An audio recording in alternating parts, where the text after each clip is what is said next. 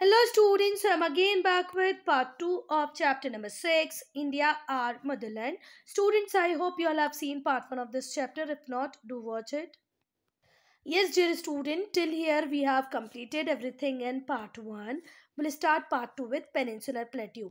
अब पेनिनसुलर प्लेटियो को पढ़ूँ इसके पहले आप सबको क्या पता है कि पेनिनसुला किसको कहते हैं? तो बच्चा, लैंड का वो पीस या वो पार्ट जो थ्री साइड से वाटर से कवर्ड हो उसे हम क्या कहते हैं? पेनिनसुला. यहाँ पर क्या है बच्चा? बे ऑफ बंगाल, यहाँ पर है अरेबियन सी, यहाँ पर है इंडियन ओशन. तो हमारा इंडिया हुआ ना पेनिनसुलर इंडिया या पेनिनसुलर प्लेट्यू. ये इसको क्या कहते हैं? इसको पेनिनसुलर प्लेट्यू बोलते हैं. क्यों बोलते हैं बच्चा?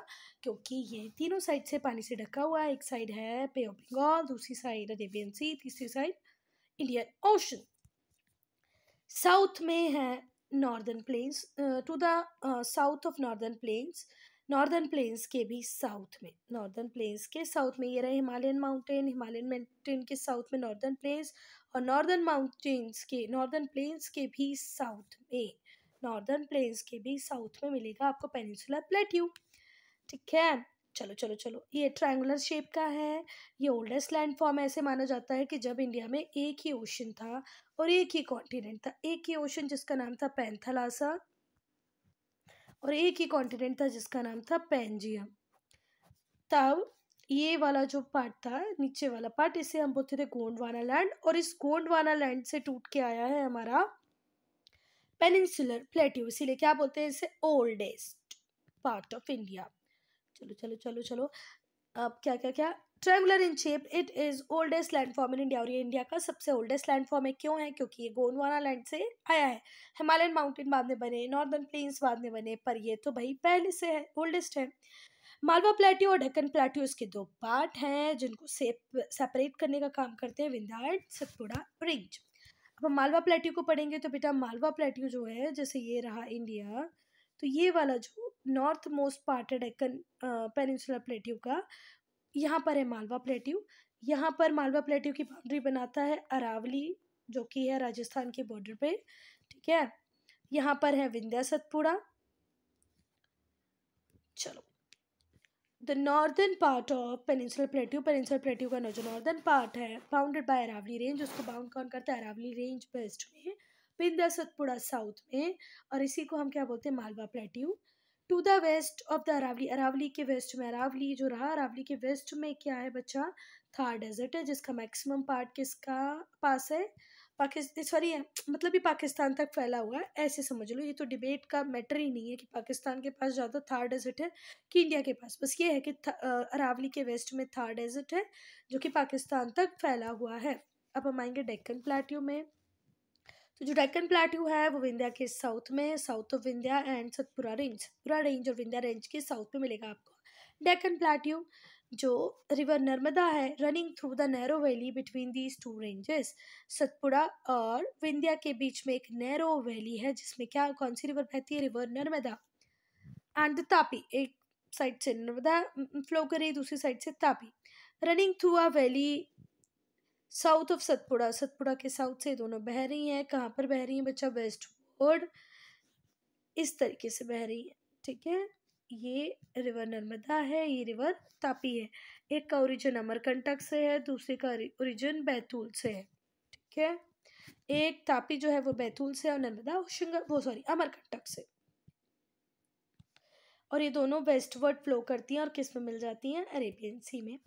अगर हम डेक्कन प्लेटो की बात करें तो इसको सराउंड करती हैं hills, eastern hills and western hills. चलो अब हम किस पे आ गए? ये वाले पार्ट पे. तो इसको एक साइड में तो कौन सी हिल मिलेंगी? Eastern hills. दूसरी साइड में क्या मिलेंगी? Western hills. और इन्हीं को कलेक्टिवली हम बोलते हैं वेस्टर्न घाट्स और सह्याद्री. ईस्टर्न घाट्स और वेस्टर्न घाट्स होते हैं. वेस्टर्न घाट्स का दूसरा नाम है सह्याद्री, जो कि पार्ट है वेस्टर्न घाट्स का. वेस्टर्न घाट्स में क्या क्या इंक्लूड है बच्चा? Satmala, Nilgiri, Annamalai, cardamom hills. Cardamom hills मतलब इलायची हिल्स. ठीक है, वेस्टर्न घाट्स में कौन कौन सी हिल मिलेगी तुम्हें? Include Satmala, Nilgiri, Annamalai, cardamom. और जो ईस्टर्न हिल्स हैं उन्हें कलेक्टिवली ईस्टर्न घाट्स कहा जाता है. ईस्टर्न हिल्स को कलेक्टिवली ईस्टर्न घाट्स कहते हैं. यहाँ हमारे कंट्री में डेक्कन प्लेट्यू या पेनिनसुलर प्लेट्यू का जो पार्ट है जिसको डेक्कन प्लेट्यू बोलते हैं, वहाँ से बहुत सारी रिवर का ओरिजिन होता है जो ईस्ट फ्लोइंग है। जैसे ये रहा इंडिया, यहाँ से बहुत सारी रिवर निकलती हैं, कृष्णा, कावेरी, गोदावरी, ये सब कैसी हैं, ईस्ट फ्लोइंग है, मतलब बे ऑफ बंगाल में इनका ड्रेनेज है। The longest of this river is Godavari. इन सारी रिवर में कृष्णा, कावेरी, गोदावरी में सबसे बड़ी है Godavari.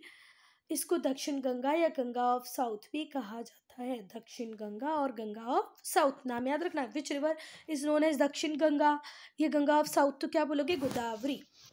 It makes a large delta before flowing into bay of Bengal. Bay of Bengal में मिलने के पहले बहुत बड़ा डेल्टा बनाती हैं। महानदी, कृष्णा, कावेरी, ये कुछ मेजर रिवर हैं जो बे ऑफ बंगाल में ड्रेन करती हैं।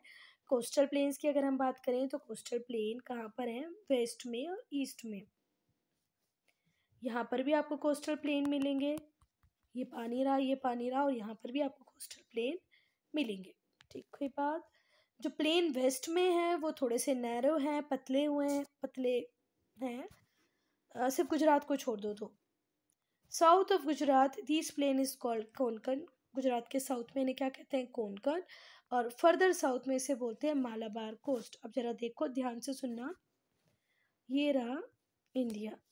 तो यहाँ पर जो पहला कोस्ट होगा ये कौन सा कोस्ट होगा बेटा, कोंकण कोस्ट। और ये कौन सा कोस्ट होगा, मालाबार कोस्ट। ये इतना कोंकण कोस्ट और ये इतना मालाबार कोस्ट, और ये रहा कोंकण कोस्ट। ठीक है।